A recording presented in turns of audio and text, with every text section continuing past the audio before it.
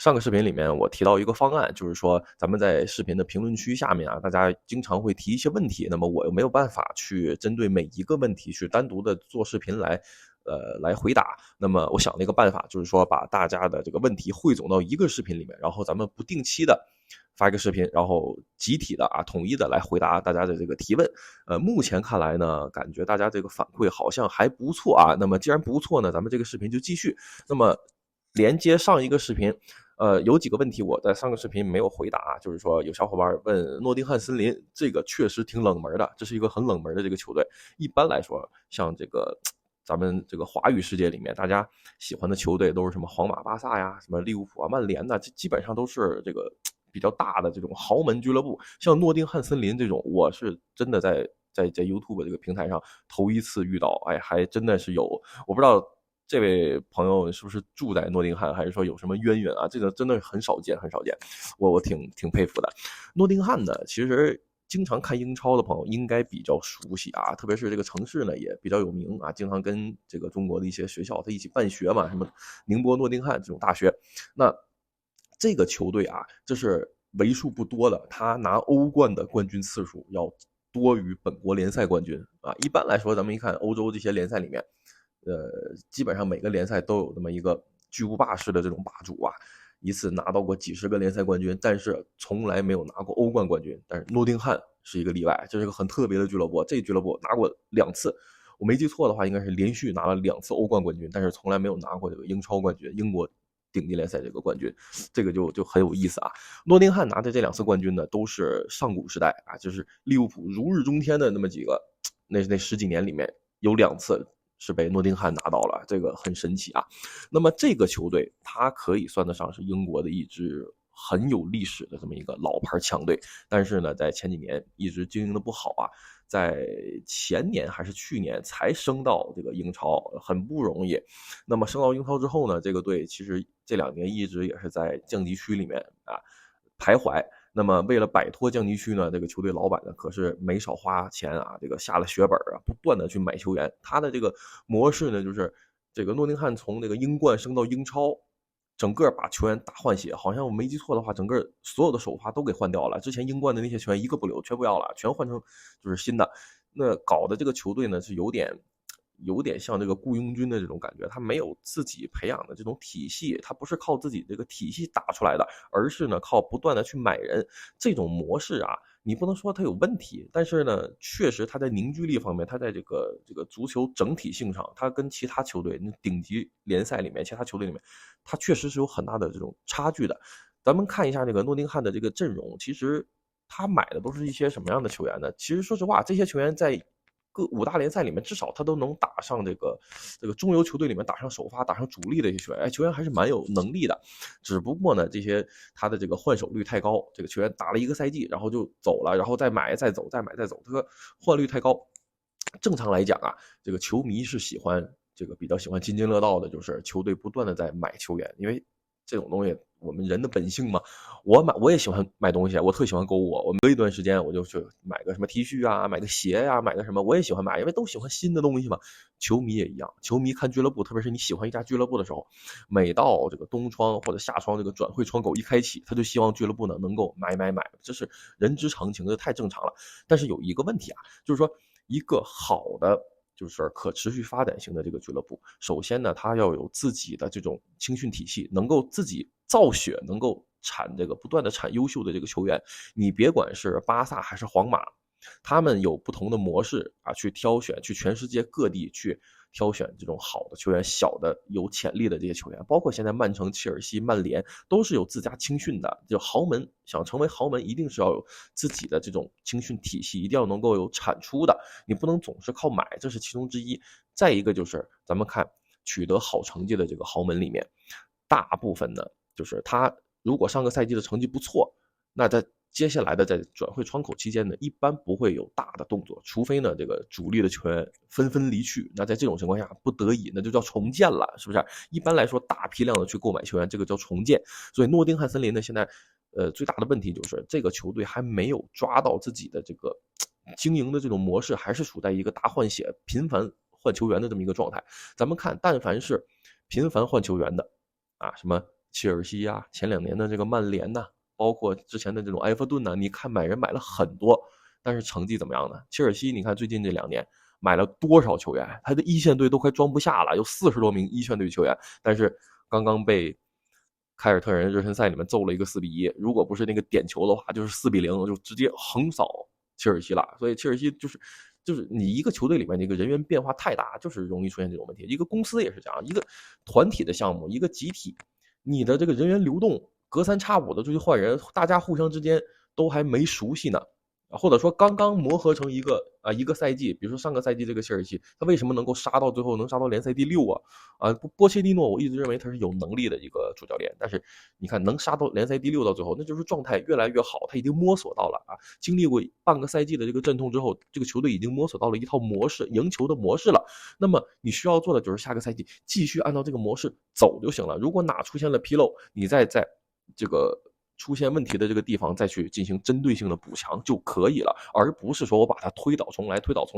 这样的话，实话实说呢，对这个球队伤害是非常大的。诺丁汉森林现在就处在这么一个位置上，你像上个赛季刚刚进行完的这个赛季，诺丁汉森林一度他都不好找自己的这个首发门将，他找不到一个合适的门将来给这个球队踢球，所以这个就是就有点什么呢？诺丁汉森林他这个俱乐部地位呢并不高，他不是说有豪门的这种待遇，所以他想买球员，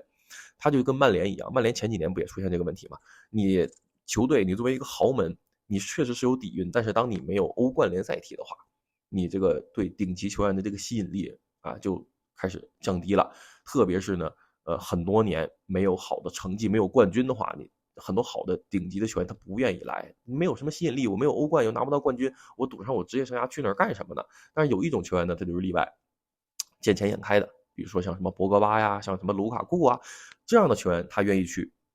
他为了挣钱呢。还有就是说像卡塞米罗这种养老，当然他还有一些电量啊在，但是在皇马呢他可能不适合了，那我就去扶贫嘛，去这个曼联扶贫，这样的球员还是有的。所以曼联呢在前几年捡了不少这样的球员，但是后果是怎么样，大家都看到了。这个你要付出呢，可能如果是皇马签这个球员，20万的周薪他就签来了，但是如果换成曼联，他就得30万。所以呢，这2年出来，拉什福德35万，什么桑乔35万，这么高的这种周薪，包括卡塞米罗也30万以上，瓦拉内是不是？这都是过来扶贫的，你必须要花重金才能吸引到这样球员。诺丁汉森林现在就处在一个这样的一个模式，你自己产不了优秀的球员，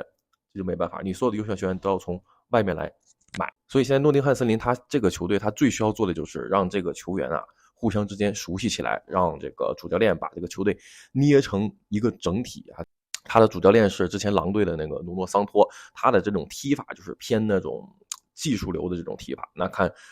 森林的这批球员能不能行啊？这个说从实力上来讲，诺丁汉森林的这批球员呢，他都是能具有这个英超踢到中游水平的水准的这一批球员，像什么伍德呀，包括之前曼联淘汰下来的这个埃兰加啊，包括这个他那个前锋也是利物浦出来的，是吧？这都很不错的这些球员，所以他们需要做的就是互相熟悉，然后把这个体系给确立好。确立好的话，我觉得这个诺丁汉这个球队他的战斗力应该还不错，应该他踢的就是那种防守反击啊，打的这种比较铁血的这种风格啊，捏合起来，然后少操作对这个球队会有好处啊，并不是这个每个窗口都卖人才会对球队好，就是你人员换的太频繁的话，球员之间他也不熟悉，打法也经常不固定，这个都并不是对球队特别好的一个方面吧，好吧？所以呢，诺丁汉就先聊到这里啊。聊完诺丁汉，说说曼城啊，曼城这2场季前赛，咱们说了，这个季前赛呢，基本上都是教练来考察球员，考察新人，考察球队的这种战术体系啊。那曼城呢，也是咱们刚提了一嘴切尔西嘛，切尔西被这个凯尔特人给修理了一顿啊，曼城也一样，也是被凯尔特人灌了4个蛋。你可以说呢，曼城可能只有格拉利什，只有这个哈兰德，然后带着一帮小孩是吧？可以这么说。但是呢，你毕竟是曼城啊，你的青年队是不行了吗？而且对手只是凯尔特人呐，他苏超的嘛，苏超跟英超还是差一些。凯尔特人的实力，他要是踢英超的话，也就是7、8名啊，差不多7、8名这样。那你这么踢的话，你被人灌了4个，我觉得怎么有点说不过去，好吧？所以曼城呢，这个球队的这个巅峰，我在之前也聊过，他的巅峰在他拿三冠王的那一年，其实只有6个月，你最多说8个月，就是哈兰德来的第一年，头几个月呢是哈兰德一个蜜月期，大家都不知道这个哈兰德他在瓜迪奥拉这个体系里面会发挥成什么样的啊，踢得很惊艳。那整个到巅峰呢是这个球队在那半年时间里面没有太多的这种伤病，然后导致呢他可以持续的稳定的输出赢球，最后其实挺恐怖的啊，踢到最后其实挺恐怖的，拿到一个三冠王。那么在那之后，在上个赛季伤病也开始增多了啊，像什么京多安也离开了，然后像什么德布劳内也受伤了，断断续续的。虽然拿了冠军，但是呢，他整个的状态照比之前三冠王已经是开始走一个下坡了。那么我个人推断啊，我的这个猜想就是，曼城在接下来他也是要走一个下坡的。你说想再返回到那个三冠王，难度挺大。所以我觉得曼城呢，他在接下来他的这个走势呢，并不会一帆风顺，并不会像之前那么的强势了。那么这样的话，就给英超其他的球队，特别是阿森纳，这是一个机会啊，这是一个赶超曼城的这个机会，就看能不能抓住了，好吧？曼城现在是逐渐的在走下坡路，虽然瓜迪奥拉在，但是呢，他有可能啊，这个有可能续约，也有可能离队，但他自己已经不像之前那样说什么一定会，因为瓜迪奥拉这在曼城也是8年了，扎叔都离开了，他可能啊搞不好自己也想去别的地方再看一看，是不是？这都不一定，只要瓜迪奥拉一走，我跟你说，这个曼城就要开始走下坡路。那我觉得那个曼城呢，可能会不遗余力、全力以赴的去留住瓜迪奥拉，留住他才最重要。你买不买人无所谓，曼城已经在全世界范围内构成了一个体系了。所以说呢，他在发掘这个年轻球员的时候，他的优势是非常巨大的。所以咱们看曼城在最近，他买成品这个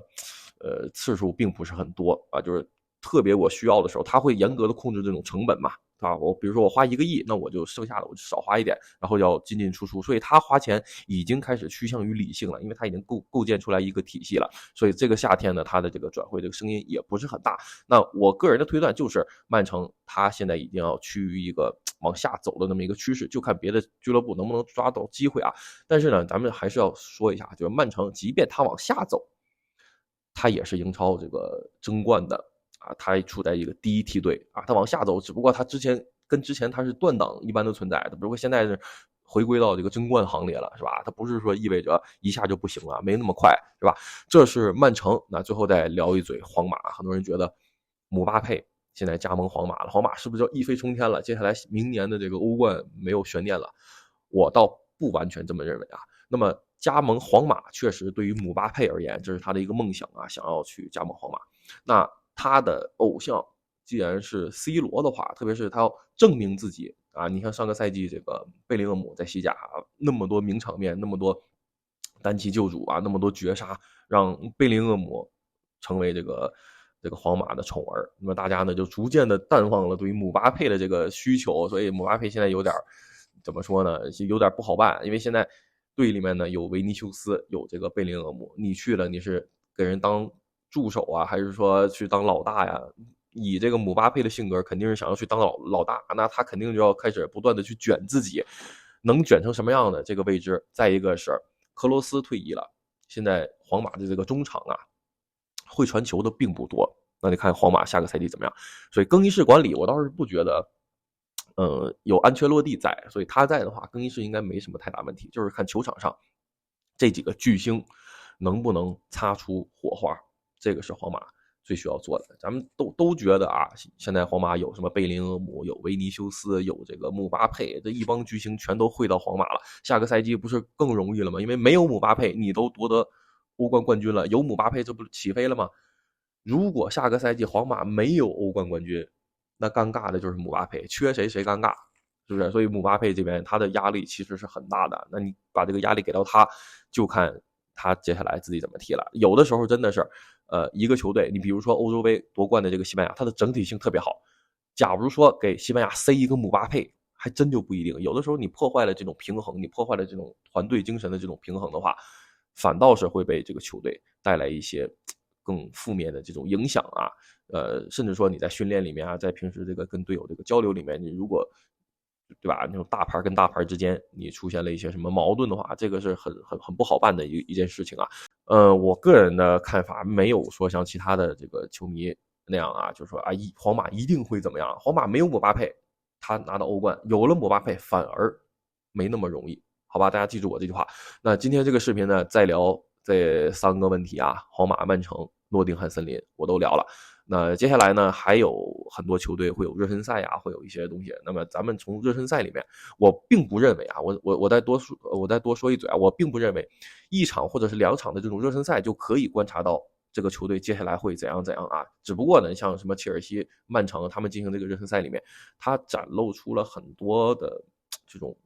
很大的这种漏洞，特别是防守端的这种漏洞。但发现漏洞呢，发现错误是好的，发现错误的话，咱们及时的去改正啊。只不过呢，这个切尔西的问题可能更大一些，他的很多这种也是这种轮换球员嘛，他的意识有问题的话，这个很难改变。你要是什么战术问题的话还好办，意识出现问题的话，这个是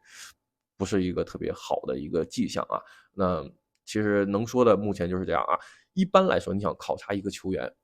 单靠那么1-2场比赛真的不行啊，可能这场比赛他踢得特别好，下场比赛就完蛋了。所以一般来说，咱们要给一个球员，特别是一个新的球员、新加盟球队的一个球员定性的话，至少1个赛季，你才能观察出来他的技术特点是怎么样。有的球员呢，你要观察2到3个赛季才能给他定型，看怎么样。你像什么很多球员，像什么凯恩呐，之前他拿到金靴，很多人不服啊，说昙花一现，对不对？你必须得昙花2现、昙花3现，哎，大家才服啊，这确实是有实力。因为很多球员真的就是踢1个赛季好球，接下来就不行了，那就是体系的原因嘛，是不是？所以呢，咱们很多的球员、很多球队这种打法啊，咱们要多观察观察。反正我可能觉得要观察个我一般我的标准就是要看个10场8场，然后才能给这个球队啊，教练呐、阵容啊、球员呐，才能给他去定性。那大家如果有什么其他的问题的话，欢迎在视频下方咱们继续留言，然后我下个视频会继续的去汇总大家的这种问题，来集中给大家解答吧，好不好？